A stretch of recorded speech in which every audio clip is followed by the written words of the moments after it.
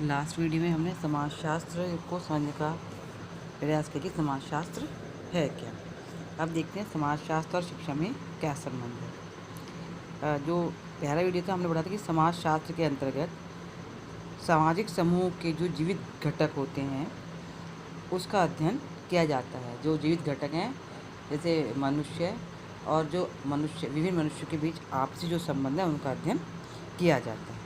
और उसके साथ साथ जो हमारे व्यक्ति के व्यवहार के जो निर्धारक तत्व होते हैं, जैसे आपकी संस्कृति कैसी है, सभ्यता आपकी कैसी है, इनका अध्ययन भी हम समाजशास्त्र के अंतर्गत ही करते हैं। इसी तरह शिक्षा, जिसे एक समाज प्रक्रिया कहा गया, उसके अंतर हम देखते हैं कि मनुष्य के व्यवहार में डिज़ायरेबल परिवर्तन कैसे होता है। तो जो ये शिक्षा है, अब ये भी समाजशास्त्र के अध्ययन क्षेत्र के अंतर्गत आती है, क्योंकि शिक्षा का संबंध भी मानव से होता है और आपके समाजशास्त्र का अध्ययन भी मानव से ही है। इसलिए ये आपस में एक दूसरे से बिल्कुल ही गुम्फित हैं, या कहें एक दूसरे से जुड़ी हुई हैं।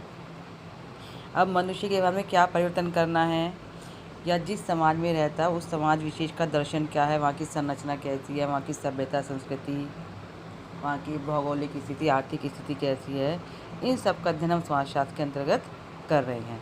इनके हम यूँ कहें कि समाजशास्त्र शिक्षा के स्वरूप को निश्चित करने का एक आधार है। इनके जैसे शिक्षा का एक दार्शनिक आधार था, इसी तरह शिक्षा का एक सामाजिक आधार भी है। दूसरी तरफ क्या होता है, शिक्षा मनुष्य के समस्त विकास की आधारशिला होती है।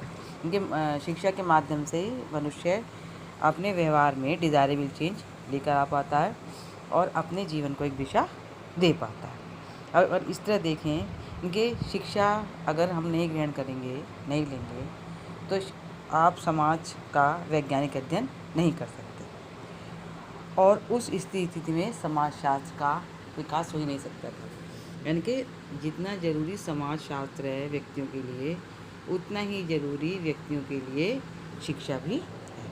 अब देखते हैं कि समाजशास्त्र का शिक्षा पर क्या प्रभाव पड़ा। सबसे पहले देख लेते हैं समाजशास्त्र और शिक्षा का कॉन्सेप्ट, संप्रत्यय क्या है। समाजशास्त्र आपको बता चुके हैं कि समाजशास्त्र क्या है, व्यक्तियों का अध्ययन।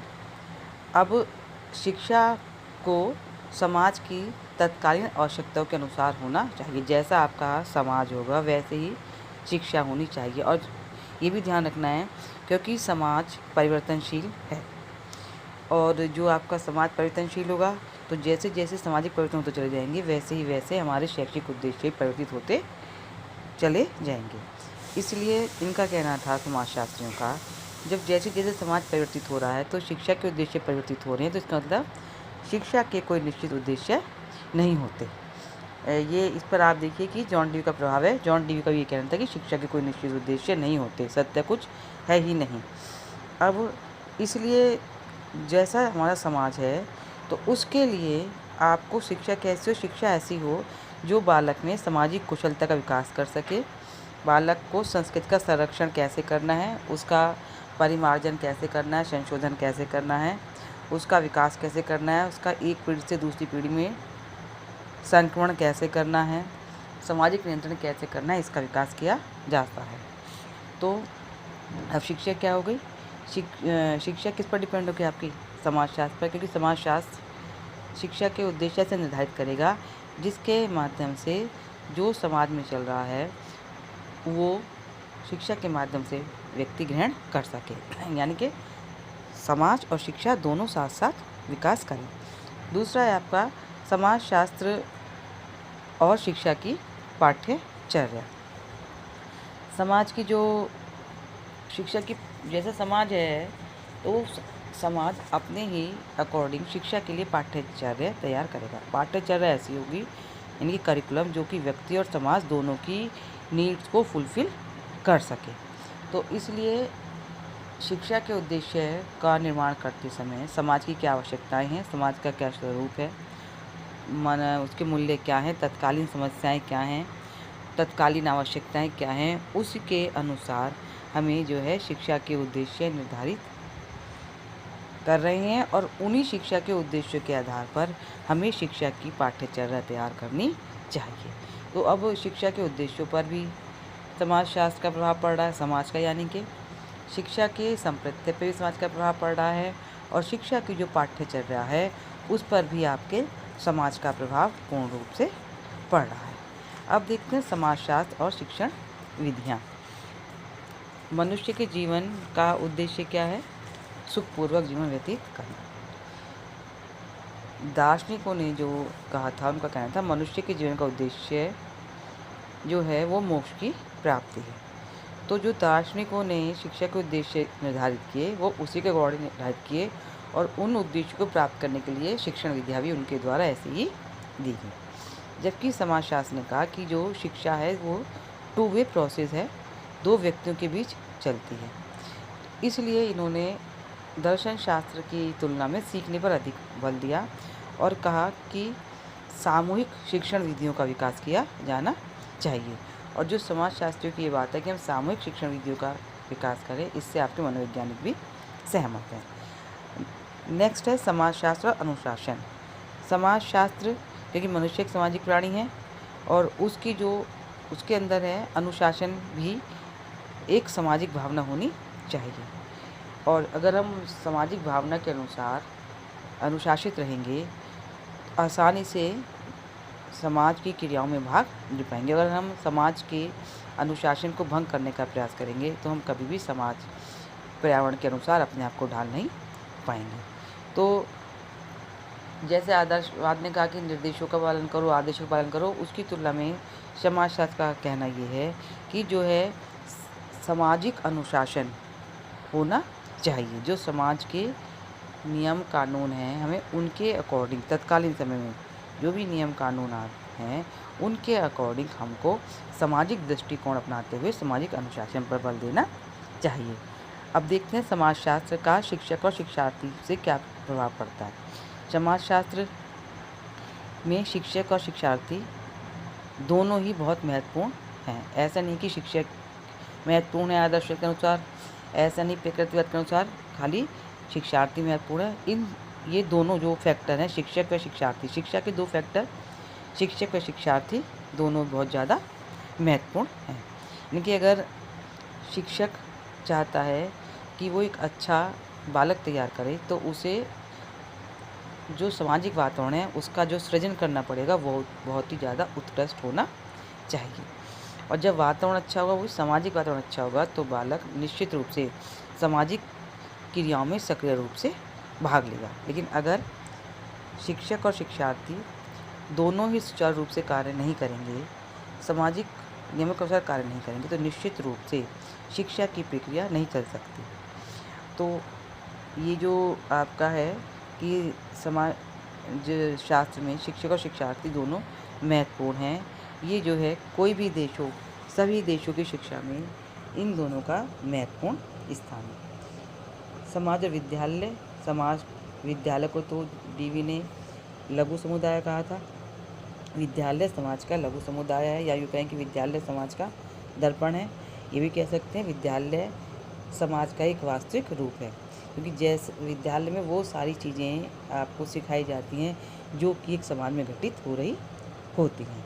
तो विद्यालय का स्थान इतना ज़्यादा महत्वपूर्ण है जिसके माध्यम से हम बच्चे के जो आने वाला भविष्य है उससे संबंधित क्रियाएं कराते हैं और उनके साथ साथ जो वर्तमान जीवन से संबंधित क्रियाएं हैं उनको भी महत्व दिया जाता है। इनके वर्तमान को महत्व देंगे, साथ में भविष्य से संबंधित क्रियाओं को महत्व दिया जाएगा। इस तरह जो समाजशास्त्र ने अगर हम देखें तो शिक्षा के क्षेत्र में आपका उद्देश्य हो गया, कॉन्सेप्ट हो गया, शिक्षण विधियाँ, अनुशासन, शिक्षक, शिक्षार्थी, विद्यालय, इन पर ही बल दिया था। और ये जो अनिवार्य व निःशुल्क शिक्षा की जो व्यवस्था शुरू हुई वो व्यवस्था आपके समाजशास्त्र की ही देन है। इसके अतिरिक्त आपका सामाजिक नियंत्रण है, सामाजिक गतिशीलता है, आधुनिकीकरण है, नगरीकरण है, आपका शहरीकरण है, ये सारी चीज़ें आपके समाजशास्त्र का ही एक क्षेत्र है। और हमें इन सभी चीज़ों को ध्यान में रखते हुए आप पाठ्यक्रम को तैयार करना चाहिए। और जो पाठ्यक्रम तैयार किया जाए वो लचीला हो, क्योंकि धीरे धीरे आपको उसमें चेंज भी करने पड़ सकते हैं। अब आता है आपका शिक्षा का समाजशास्त्र पर प्रभाव। ये देख लिया समाजशास्त्र का शिक्षा पर बहुत अधिक प्रभाव है और शिक्षा का भी समाजशास्त्र पर बहुत ज़्यादा प्रभाव है, क्योंकि हमारे जीवन की आधारशिला क्या है? शिक्षा। और अगर शिक्षा ही नहीं होगी तो हम लोगों में चिंतन करने की क्षमता नहीं आ पाएगी। और समाजशास्त्र के निर्माण के लिए और उसके विकास के लिए शिक्षा बहुत ज़्यादा जरूरी है। तो सबसे पहले पॉइंट आ जाता है, शिक्षा समाजशास्त्र को आगे बढ़ाती है। अब समाजशास्त्री समाज का वैज्ञानिक अध्ययन करते हैं, उसके निर्णय को समझने का प्रयास करते हैं। ये तभी संभव है वो जब शिक्षा से परिचित हो, शिक्षा के सिद्धांत से परिचित हो। जब व्यक्ति शिक्षित होगा तो जो भी समस्याएं हैं उन समस्याओं के समाधान आसानी से उनके लिए अपने बहुत सारे विचार रखेगा और जो भी समस्याएं आती रहेंगी, नई नई समस्याएं आएंगी, विभिन्न विचारों के माध्यम से वो अपनी समस्याओं को सुलझा सकता है। अगर हमें शिक्षा सही नहीं मिलेगी तो हम कोई भी डिसिप्लिन हो उसको आगे नहीं बढ़ा सकते। इसी तरह शिक्षा समाजशास्त्र के निर्माण की आधारशिला है। शिक्षा के माध्यम से ही हम निरीक्षण करते हैं, परीक्षण करते हैं, चिंतन और मनन।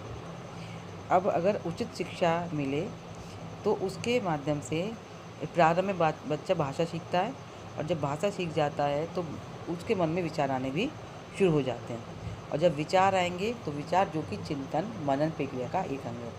चिंतन और मनन तभी संभव है जब कि आपके मस्तिष्क में विचार आए, और जब आपके मस्तिष्क में विचार आएंगे तो आप में उचित निर्णय लेने की और उचित तर्क के माध्यम से अपनी बात को सिद्ध करने की क्षमता आ जाएगी। तो इसलिए कहते हैं कि शिक्षा के अभाव में समाज विज्ञान या समाजशास्त्र आपका विकास कर ही नहीं सकता। तो इसलिए ज़रूरी है कि शिक्षा जो है समाजशास्त्र को बहुत ज़्यादा प्रभावित कर सकती है। यानी कि अगर हमें कहें कि शिक्षा तो समाजशास्त्र क्या किसी भी डिसिप्लिन को विकास कर सकती है। तो इसलिए ये थोड़ा सा कॉन्सेप्ट था कि शिक्षा का समाजशास्त्र पर क्या प्रभाव पड़ता है और समाज का शिक्षा शास्त्र पर क्या प्रभाव पड़ता है, और इन्हीं दोनों के परिणाम स्वरूप एक नया विषय का उदय हो गया था, शैक्षिक समाजशास्त्र, जिसका जो है फाउंडर थे जॉर्ज पेने। ये जो शैक्षिक समाजशास्त्र है इसका कॉन्सेप्ट मैं आपको नेक्स्ट वीडियो में समझाने का प्रयास करूँगा।